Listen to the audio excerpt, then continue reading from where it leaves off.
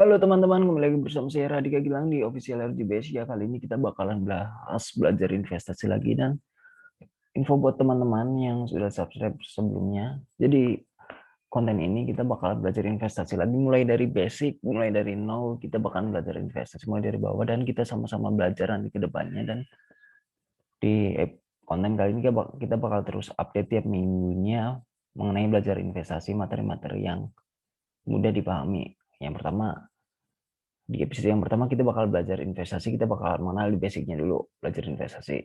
Nah, apa sih itu investasi? Nah, investasi merupakan penempatan modal dalam jangka waktu tertentu untuk memperoleh keuntungan di waktu yang akan datang.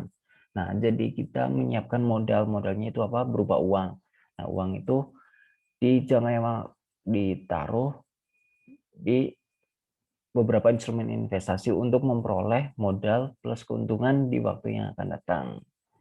Nah, Nah, di sini ada instrumen investasi, contoh-contohnya itu ada saham. Saham merupakan bukti kepemilikan nilai suatu perusahaan. Ada juga emas atau logam mulia, barang berharga yang memiliki nilai intrinsik yang jelas, resiko yang rendah, nilai yang stabil, dan cenderung mengalami kenaikan di tiap tahunnya. Selanjutnya ada properti, tanah, rumah, kios, toko, kos-kosan, kontrakan.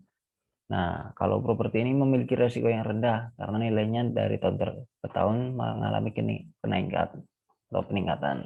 Namun, investasi properti memerlukan modal yang cukup tinggi dibandingkan seperti saham, emas, maupun reksadana.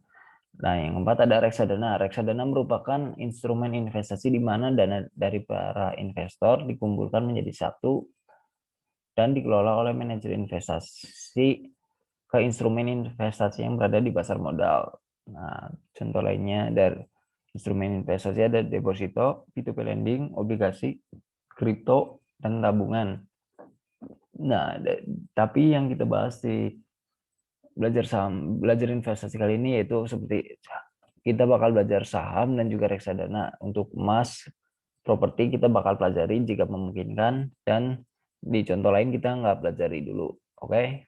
Next, kenapa sih kita harus berinvestasi? Yang pertama, menjaga aset untuk mengalahkan inflasi. Ya, inflasi memang selalu ada di tiap tahunnya. Jadi kan inflasi merupakan kenaikan harga barang dari kurun waktu tertentu. Nah, ini contohnya nih aja nih. Di tahun 2010, Indomie goreng pas gua masih SD itu harganya 1.500 dan sekarang sudah Rp3.000. Artinya udah naik 1.500 dari harga 1.500 menjadi 3.000. Artinya udah naik 100% kan. Nah, itu yang dinamakan inflasi. Harga yang tadi 1.500 itu menjadi 3.000. Nah, inflasi itu disebabkan karena apa? Ya, karena bahan-bahan, terus kebutuhan yang meningkat, alat-alatnya semakin mahal, biaya sewa yang semakin mahal, terus nah makanya ada investasi kan. Nah, maka dari itu kita harus berinvestasi nih agar aset kita tetap terjaga. Nah, ini yang selanjutnya itu adalah persiapan dana pensiun. Siapa sih yang nggak mau punya dana pensiun banyak? Jadi semakin banyak uang kita di dana pensiun, nanti kita bakal lebih enak di masa tua gitu. Jadi nggak perlu kerja lagi, udah punya uang buat biaya hidup kita selama sudah pensiun atau tidak bekerja lagi. Selanjutnya ada menambah income. Nah, nih di menambah income ini misal kita investasi di saham atau reksadana, kita income-nya dari mana sih?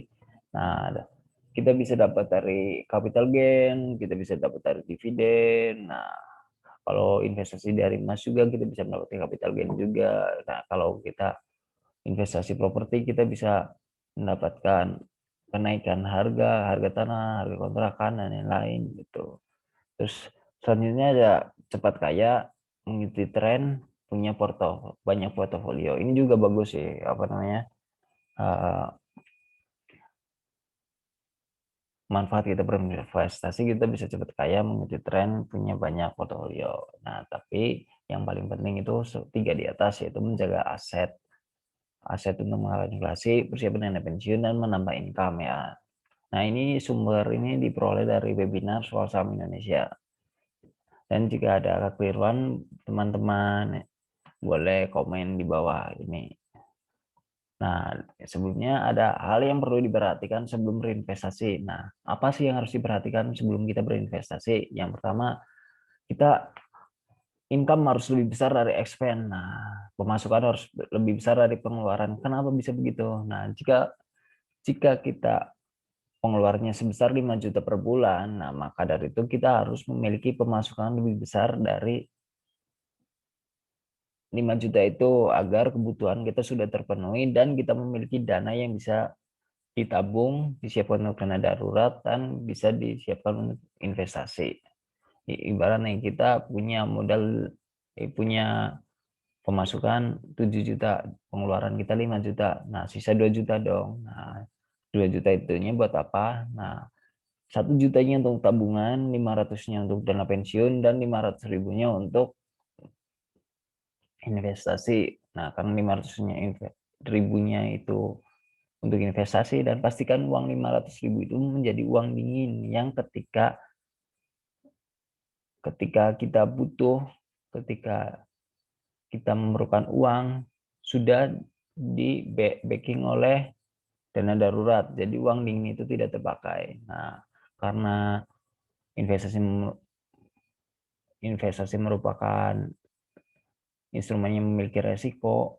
Nah, kalau ketika menggunakan uang dingin, ketika nilai investasi kita berugi, kita nggak merasa rugi, nggak merasa kehilangan uang karena uang kita nggak benar-benar hilang, dan investasi itu apa namanya, ada kalanya turun, ada kalanya naik. Jadi ketika kita turun, dibiarin saja sampai harganya naik kembali, tapi tergantung perusahaan atau instrumen yang kalian investasikan. Ya, contohnya aja misal kalian investasi di saham bank yang notabene dipakai setiap orang dan selalu mengalami peningkatan. Maka dari itu ketika sahamnya lagi turun, otomatis dari beberapa tahun yang akan datang akan naik lagi gitu. Terus yang terakhir ada diversifikasi. Nah, kenapa sih kita harus mendiversifikasi? Diversifikasi atau jangan taruh seluruh telur dalam satu keranjang.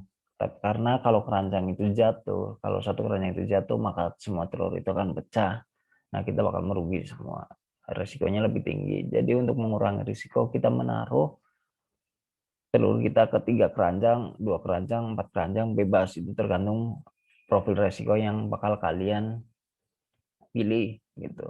Ibarat uang kita itu ditaruh jangan sama ke satu instrumen saja, tapi kita bisa ditaruh ke beberapa instrumen agar mengurangi tingkat resiko. Nah, mungkin di episode kali ini cukup sampai sekian. Buat teman-teman yang mau bertanya bisa tulis pertanyaan di kolom komentar, dan buat teman-teman yang mau request episode selanjutnya itu materi apa, kalian bisa komen juga. Dan buat teman-teman yang belum subscribe channel ini, welcome to the club. Silakan kalian subscribe channel ini, kita belajar investasi bareng-bareng. Nanti ketika channel ini sudah besar, kita bikin grup Telegram buat bahas tentang investasi. Oke? See you untuk next video. Jangan lupa like, comment, and subscribe. Thank you. Sampai jumpa.